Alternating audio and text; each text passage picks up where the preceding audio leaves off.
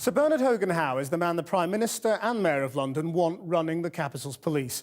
But Conservative backbenchers have other ideas. Tonight, Channel 4 News can reveal that David Davis, a friend of the former Chief Whip Andrew Mitchell, has written to the Commissioner asking some awkward questions. He wants to know if Sir Bernard gave confidential material to the media to support the police's version of events in the Plebgate scandal. It was this programme that revealed grave doubts about claims Mr Mitchell had called officers plebs. The saga caused the top politician to lose his job. Could it now do the same for a top policeman? Here's our political correspondent, Michael Crick. Sir Bernard Hogan-Howe's under pressure. Some senior Tories say he may have to quit. More than 700 interviews, almost 6 months. But the Met inquiry into whether officers lied about Plebgate seems to have got nowhere. But there are big questions as to whether the Met Chief himself broke the rules. In contention is what Sir Bernard Hogan-Howe said in a series of all-purpose media briefings that he gave to crime correspondents and other reporters at the end of March. In particular, did Sir Bernard leak the overall thrust and conclusions of the Yard's files sent to the Crown Prosecution Service on Operation Alice, their investigation into the so-called Plebgate affair? Worse still, did Sir Bernard leak information in such a way as to spin the story in favour of himself and his officers? On Monday the 25th of March, he met 3 journalists from The Times. Tuesday, he spoke to correspondents from The Guardian and 4 other outlets. 2 days later, Thursday, Scotland Yard announced they'd sent their initial file on the case to the CPS.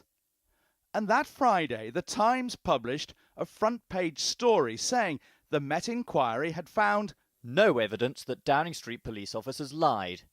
That was written by 2 reporters who'd gone to Hogan-Howe's Monday briefing. The same day, The Guardian's Sandra Laville, who'd been at the Tuesday briefing, said the file passed to the CPS contains no evidence that officers lied about an altercation with the former Chief Whip, Andrew Mitchell. The fact that both articles were written just 2 or 3 days after Hogan-Howe's briefings by journalists who were there, using very similar language, raises the obvious question as to whether Hogan-Howe himself was the source. Police files sent to the Crown Prosecution Service are regarded as restricted documents, and it's an extremely serious matter for any policeman to leak their contents to the press. The Tory MP David Davis, who's a close ally of Andrew Mitchell, was immediately suspicious and began to submit a series of freedom of information requests to get at the truth. Among the documents released to Davis is a letter Hogan-Howe sent a few days ago to Stephen Rimmer, head of crime at the Home Office. Hogan-Howe wrote about his briefings. It is not normal practice for me to see our investigative files, and I can say categorically that I have not seen the file relating to Operation Alice. Therefore, I was not in a position to brief on the contents. I am briefed on the broad progress of an investigation.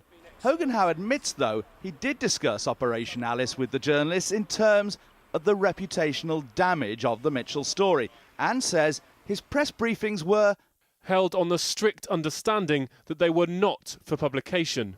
But the Metropolitan Police Commissioner's letter doesn't specifically deny he said something which might have caused the reporters to write what they did.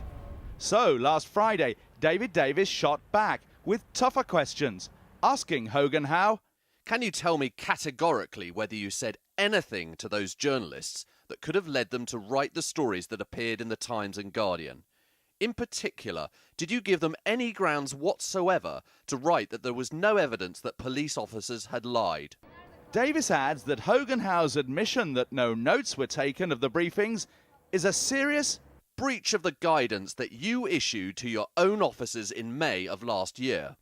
In January, MPs on the Home Affairs Committee were dismayed Hogan-Howe had been so quick to defend his officers over Plebgate, yet didn't seem interested in finding the truth.